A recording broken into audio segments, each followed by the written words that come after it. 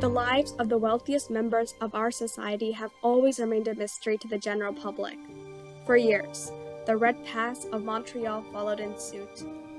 This is a story of a cold case of one of Canada's most affluent families in its history. This case has elements of wealth, close family ties, a matriarch, and most important of all, secrecy. Filled with high stakes, few leads, and countless inconsistencies, a couple months back, our network gave us the opportunity to look at the original files from this case, to piece the parts together and investigate the twisting tale ourselves. Over the course of this series, my partner, Christine, and I, Fatima, plan to remove the curtain drawn over this case and shed some light on the truth. Keep listening to this episode of Great Canadian Mysteries brought to you by FC Cable. Establishing themselves in 1854, the Redpaths of Montreal opened the Redpath Sugar Refinery. The business was founded by John Redpath, who started refining sugar imported from the tropics to local customs. The company became successful early on. The Redpath Sugar Company has now been running for 160 years and is worth over $50 million. But the truth behind the family is not as sweet as it may seem. The Redpaths were able to live extravagant lives and were a part of the high society of Canada. Their house was one of the grandest in the area. The manor followed the Queen Anne style of architecture. The outside was lined with red bricks, slate shingles, and countless gables. The front of the house had a large driveway and a vast yard. The inside was decorated with the newest trends from Europe. The house stood as a testimony for the wealth of the Redpaths. This house was one of the many Redpath houses on their plot of land, and this particular house was inhabited by Ada Maria Redpath, the wife of John James Redpath, her daughter, Amy Linda Redpath-Roddick, her eldest son, Peter Redpath, and her youngest son, Jocelyn Clifford Redpath, lovingly known as Cliff. Ada was the daughter of a merchant and had married the founder of Redpath Sugar Refinery's son after the passing of her father. In her marriage contracts, she had complete control over her assets, which at the time was rare because the ownership of a woman's property would be either transferred to her husband or owned by both at the time of marriage. Her oldest daughter, Amy, had a passion for literature and produced several poems, plays, and diary entries throughout her life. Peter was a businessman who helped the family company flourish, and Clifford had just completed his degree from law from McGill University and was on his way to do the bar examination. On June 13, 1901, at 1065th Sherbrooke Street at 6 p.m., Clifford walked back to his estate and walked directly to the room Ada was in. The report states that 3 gunshots were fired. Ada Maria Mills Redpath and her son Clifford were found dead in a pool of their own blood, with a gun laying near Clifford's hand by her son Peter Redpath. The mother had a gunshot wound in the back of her head, while Clifford had one in his temple. And that's when my partner and I noticed the first inconsistency in the story. Some records claim that Clifford was alive after the killings and he was rushed to Royal Victoria Hospital, where he passed away at midnight. But let's trust Peter's testimony. After all, it was the one that was used to construct the original narrative.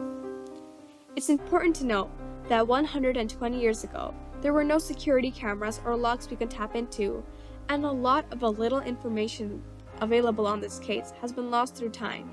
But it was not like there was no information at all.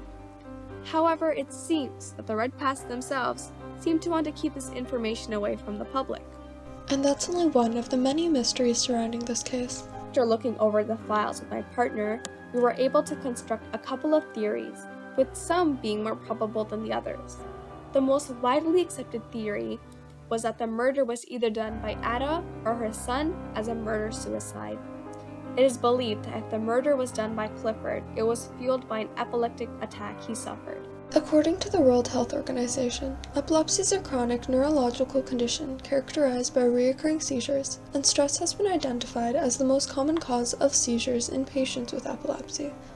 Dr. Thomas Roddick, one of the leading resident doctors to those in the wealthy estate, had diagnosed Clifford with epilepsy due to the foam found in Clifford's mouth and Clifford's alleged history with the disorder. In addition, the Montreal Star went on to publish an article stating that, quote, Mr. Redpath had been in poor health for some time, but notwithstanding his condition was preparing for the bar examinations. He had been so overworked as to have developed severe nervous symptoms, claiming on the day of his death he was in a state of mental depression. In addition, Cliff's brother testified in the coroner's inquiry that Cliff, seemed ill and was tired on the day of his demise, that he had been nervous for some time. The stress from his upcoming bar examinations, in addition to his mother's health problems, could have increased his chances of having an epileptic attack. But that made us question, would that be enough to cause him to murder his own mother? Someone who, from Amy's diary, seemed to have spent his whole day caring for her. Although rare, in certain cases, epilepsy has been found to greatly increase violent behavior and cause outbursts of anger. It's happened before. A study was published in which they investigated a 47-year-old woman with epilepsy who had bursts of rage and escalating violent behavior, resulting in a brutal and violent murder. The second theory we have was that Ada had killed Clifford and had her own deteriorating health to blame. She'd been suffering from many illnesses, like an ulcered eye, joint pain that she needed a brace for, and most notably melancholia. In the 19th century, melancholia was used to refer to a low mood, a symptom of depression. This was likely exemplified by her deteriorating health and the fact that she was kept away from her children during her treatments. She even wrote a letter to Cliff, "I've not been able to attempt any correspondence this summer. Eyes and hands, body and mouth, all seem to have utterly failed me." Many newspapers speculated that Ada had committed suicide due to her afflictions, with Cliff fatally attempting to intervene to save his mother. The newspaper The Globe reported that Ada, "in moments of suffering, had sometimes asked friends if life were worth living," However, The Globe also went to state that on the day Ada, had issued invitations for a dinner party, and the guests knew nothing until their arrival, when they were told by servants an accident had taken place. And that's where theories began. Did she want the guests to see her? Did the urge to end her life take her over the day of? Did she forget about the guest? Or did the Globe twist the information to make a more appealing story? All questions we couldn't answer. And there we were, desperately looking for an answer in a tunnel with no light. So we did the only option left, and looked back at the records. We scoured every letter for a connection, every article, every diary entry, every name. And that's when we noticed something odd. We recall the name of Ada's first daughter. It sounded familiar. Amy Linda Roddick Redpath. Roddick. Dr. Thomas George Roddick. It was the doctor who had diagnosed Clifford. And through Amy's diary, we know that they were married only shortly after the tragedy. That's when our new theory began to form. Let's backtrack. According to the record, Dr. Thomas Roddick had blamed the Redpath deaths on Clifford's epilepsy due to the alleged foam he'd found on the mouth of Clifford's corpse. There is an issue with that, however. According to records, the doctor wasn't in town at the time of the murders. In fact, there's no plausible way he could have even seen their bodies. Additionally, there were no records to show that Clifford had a history with epilepsy at all. Now that did not make sense to us at all. We started to scratch deeper at the surface of this fib. If Amy was there during the time of the murders, wouldn't she know that Dr. Roddick wasn't there to check on their corpses? Perhaps she was the one who had a hand in keeping the operations hush. We interviewed a Redpath relative to ask how the attitudes towards the murderers were viewed inside the family. After a lot of digging, we were finally connected with her. At first, she refused to do the interview. However, after several emails back and forth, she agreed to do the interview because, quote-unquote, the doings of the elders was far away from me and did not seem real. It was all a tale, end quote. This relative is Jessica Smith, who before marriage was known as Jessica Redpath. Hello? Christine from the podcast Great Canadian Mysteries? Hello? So I can't hear anybody on the line. Can you hear me? Oh, I can hear you now, darling. Okay, great. I'm Christine from the Great Canadian Mysteries podcast, and we're investigating the Redpath murders from 1901. Thanks so much for agreeing to talk to us and giving us your time. Oh, no problem.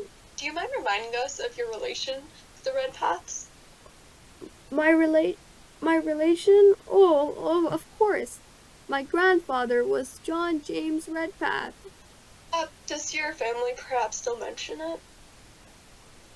Honestly, not a ton. It's a bit of an unspoken rule in our family that we're not really meant to talk about it. Oh, how come? Oh, everybody was just really secretive about it growing up. Would you say it was taboo? I guess that's the right word to describe it. Even so, were there still any rumors you would discuss? Any rumors? Actually, yeah. I think some of the most ones that we talked about was Clifford having an affair with one of the maids. Uncle Cliff always seemed like that. And oh, that Clifford wasn't on good terms with our grandfather. Fair? Oh, I don't know about the details, but apparently Uncle Cliff might have been sleeping with some of the hired help. But at the time it wasn't very uncommon, just the talk of the town. Oh, what's about the thing that you said about not being on good terms? Oh, I think it was just rumors.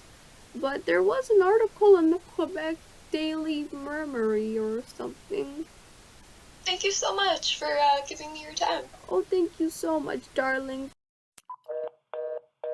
And that, ladies and gentlemen, led us down yet another rabbit hole. We wondered whether Clifford Redpath would have been having an affair with one of his family maids. After scouring many old newspapers and letters, we found possible rumors circulating. Some rumors theorized that Cliff feared the news of his affair would severely threaten the already frail emotional state of his mother Ada. And during the investigation, family members suggested that he purchased 2 guns in town and decided to end Ada's life before the news of his affair tore her apart. Some sources suggest that this affair would have been from a same-sex lover, which at the time would have been very taboo and would have destroyed the family reputation. But since there are no witnesses and no testimonies, we'd rule this theory unlikely. Rumors like these can be sparked from something non-existent. Plus, back then, it was much harder to fact-check everything you heard. Though it makes for a great story, the evidence is just not there. The second lead from this interview led us to a report from the Quebec Daily Mercury, a local newspaper operating at the time, that stated Ada and Clifford had been, quote-unquote, been quarreling for some time, and the young Redpath is said to have been under the influence of liquor at the time of the tragedy, end quote. However, this theory is harshly rejected by the Globe, another publication which states the opposite, describing their relationship to be, quote, deeply attached to each other, and any cause in the shape of a quarrel must be dismissed, end quote. Additionally, in her journals, Amy Redpath, who would have been the closest to the two, states how Clifford's dedication to his mother would make the scenario very unlikely. At the time of the autopsy, there was no trace of alcohol. So, from this interview, the only information left is that the incident remained a secret, even to the close family members themselves. So let's get back to Amy Roddick and her husband. Roddick gave a report on Clifford's condition, even though he wasn't there. Amy, knowing this, had then gone on to marry him. It seemed unusual to us that Amy got married to Dr. Roddick so quickly. Through her diaries, we know that she didn't show much interest in marriage and jumped frequently between possible marriage bachelors. It's also a little interesting how there's little to no mention of Clifford and Ada in her diary after their passing, even though she did mention them every day when they were alive. However, this is perhaps because they're not with her anymore, or she does not want to mention them as a coping method. What could have been the motive behind Amy's doings? Possibly money. It was known that when Ada married into the family, she had full control over her wealth. Becoming a widow also gave her some control over the many assets owned by her husband. Could her other children have been trying to go after this, murdered their mother, and then Clifford was harmed while he was trying to protect her? After all, Ada wanted her belongings worth over $5 million today to be distributed amongst her children. Or did they want to take their mother out of her misery, as Amy had mentioned her mother's illness countless times in her journal? However, these theories are only speculation, and that's the issue with this case. There are no real witnesses to interview to decide the nature of those involved. When we first entered the Library of Records, the stack of old files towered us, and it seemed as though if we looked close enough, the truth would come out of its hiding. As we sorted through the case, it more resembled a deck of scattered cards, and as you sort through them, you realized that half the cards weren't even there to begin with. Although we were able to identify some suspects and some possible motives, what truly happened at Redpath Manor that June evening remains a mystery to all except those involved. The Redpath Mansion murder is a perfect example how when wealth and power are in one's arsenal, they can hide anything. Our heart goes out to all those involved, the family of the Redpaths, Clifford and Ada Redpath. Join us next week as we look into deeper alibis of the resident doctor, Dr. Raddick, the maid statements, and the judge's ruling. Thank you so much for joining us. Great Canadian Mysteries is produced and voiced by Fatima Mirza and Christine Ignat. Editing done by Madama Firza and Christopher Freud. Research and fact-checking is done by Iggy Ezra. A huge thank you to all the staff of Great Canadian Mysteries for helping us with this episode and our network FC Cable. Thank you to all our viewers, and subscribe for the next episode on www.greatcanadianmysteries.ca.